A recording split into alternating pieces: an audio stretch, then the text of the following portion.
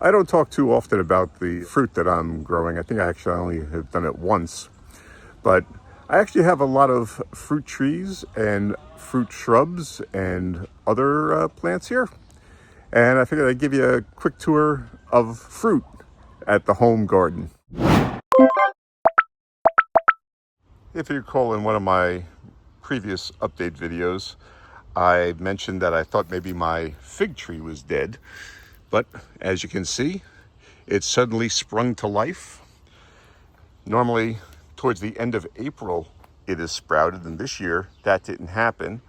But now, it's, I guess it was like the 29th, 28th of April, it suddenly sprung to life, and now it's really putting out leaves, so that's good. These were two shoots that grew out last year. This one hasn't done anything, although, oops. Let's see if I can get this to focus. There we go. That could be one just getting ready to sprout. This one has already sprouted. So I think this is a brown turkey fig. I had grown it in a bucket, a big bucket, a tree planter, as a matter of fact, for a couple of years. And it did okay. But when I put it into the ground 2 years ago, last year was my best harvest ever on this fig. And I only did minor trimming of the branches. There were just there was one or two branches that were really growing down towards the ground. So I didn't want them that low. So I trimmed off those, and we'll see which branches actually sprout, which don't. And then maybe we'll make some adjustments. Like already over here, I can see some sprouts starting. So could be all the branches will. Just got to give it some more time and not be so impatient.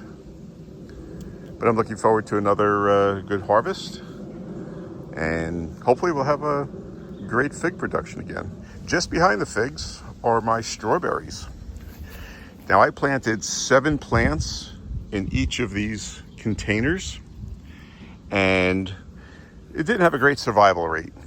3 plants here, 1 there, 2 there, and then I've got another one out that way that has 1 or 2 plants in it. So out of 28 plants, I've got 2, 5, 6, I think 7, 8. So like I said, it wasn't a good survival rate, but what I'm going to do is when they start throwing off runners, I'll just be planting the runners into these beds here, and we'll eventually get them populated and filled with strawberries. But they already had flowers on them. So I'm looking forward to getting some fruit out of there. This one's just starting to produce a flower right there.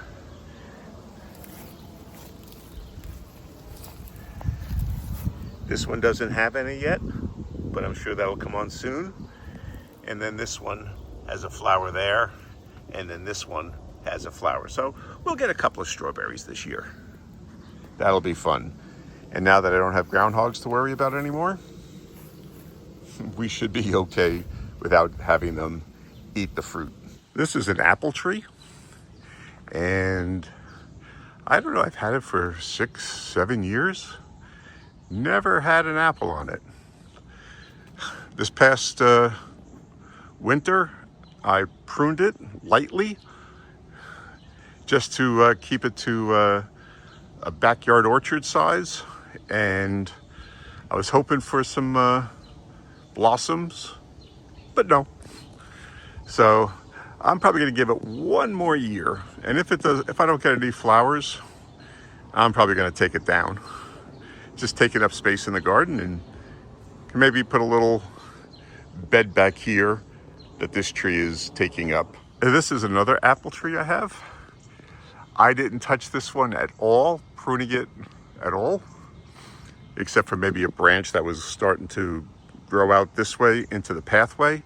But it's a columnar yellow apple, and I got 1 apple off of this tree many years ago, but never another one since. However, this year, at the very top, way the heck up there, there were clusters of flowers, and you might be able to see some still up there, right up there. So I'm hopeful it was like that one, and then there was a couple of others around here that also had flowers on them. So I'm hopeful we'll get some flowers way the heck up there.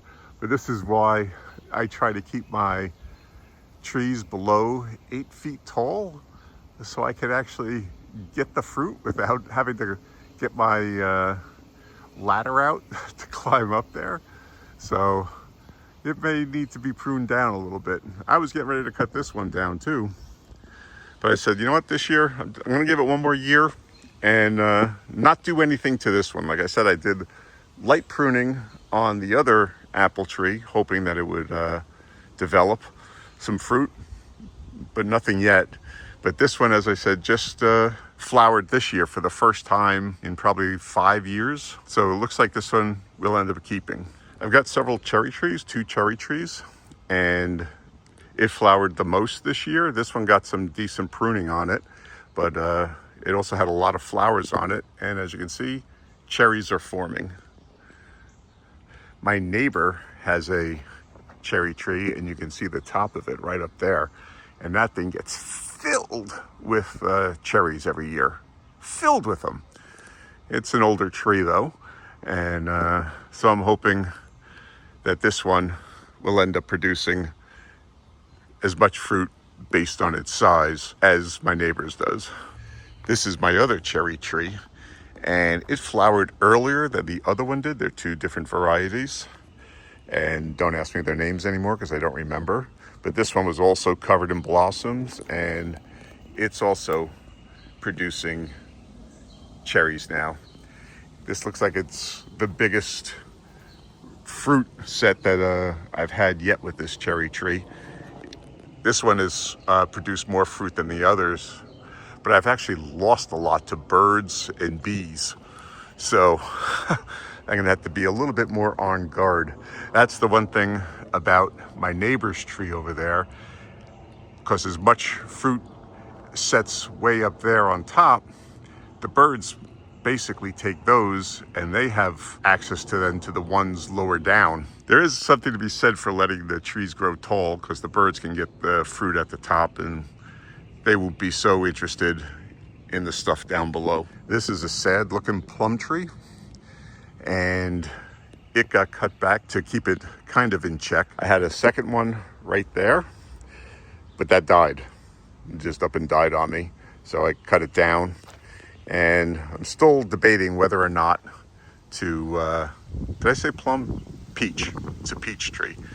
And I'm still debating whether or not to take this one down as well. We'll see. I have gotten fruit on it.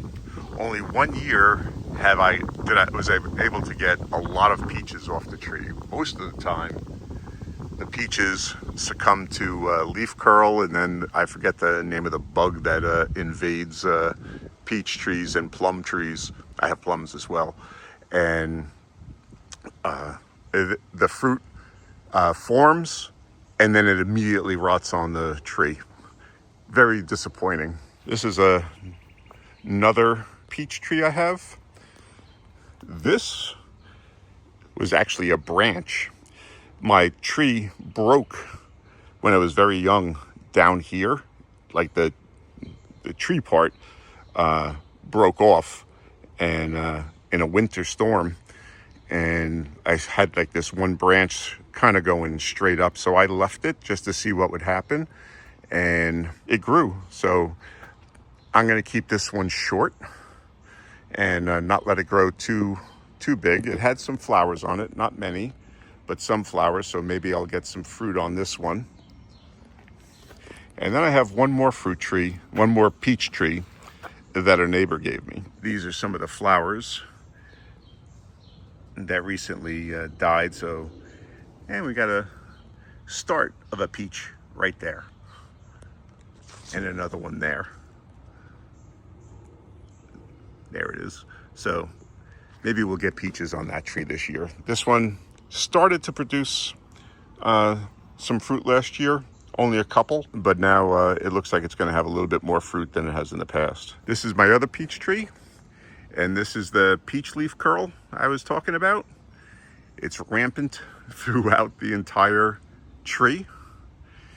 And I just don't know if it's the humidity around here or what. I've tried all kinds of sprays and stuff like that. With my other trees, when it first started to appear on the leaves, I ended up pulling off all those infected leaves because I read that was a possible way to control it. It's just all over the place.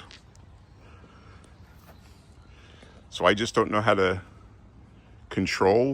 get rid of peach leaf curl. This tree was from a neighbor, so I don't know what kind it is.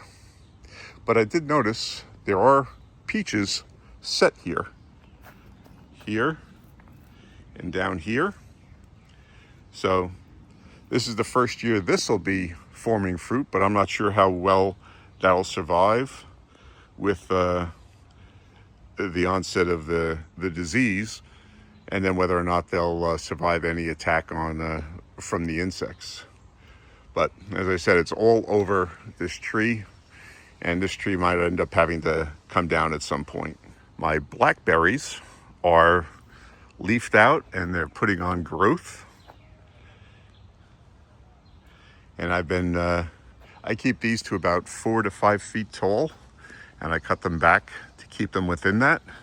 And then they just put out more and more branches, and then those branches produce more fruit.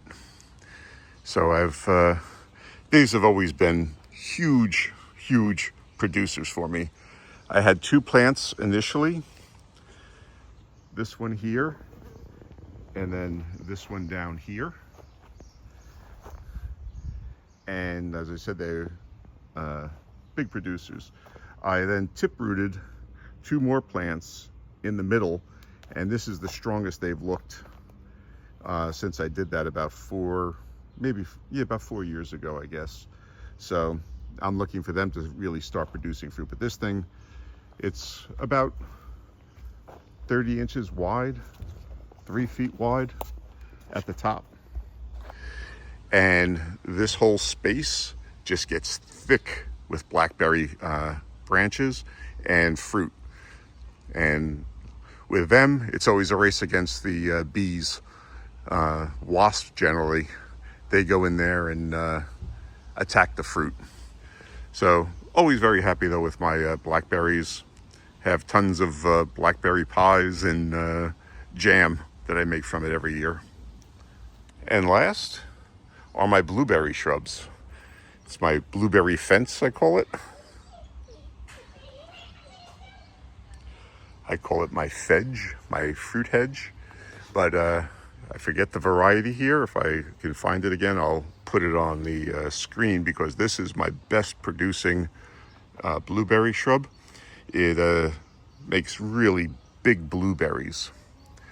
And I tried to, I got a bee here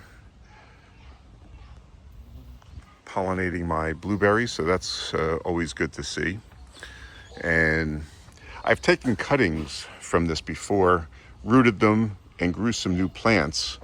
And I think this one here and this one down here are the same variety, but this one's not looking too well. I have fertilized them. I fertilize them every spring and every fall, but maybe I should do a little bit more during the growing season. But they all look like they're producing a lot of fruit. And again, I make a lot of blueberry jams and blueberry pies, and a lot of bees. And there it is. Yeah, so bees are busy on the blueberries, which is good.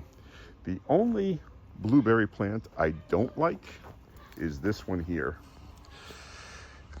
This is called a rabbit eye blueberry. It's a low growing plant, stays compact, hence the name, the rabbit eye. It stays low. The berries aren't all that big. It's a real pain in the neck.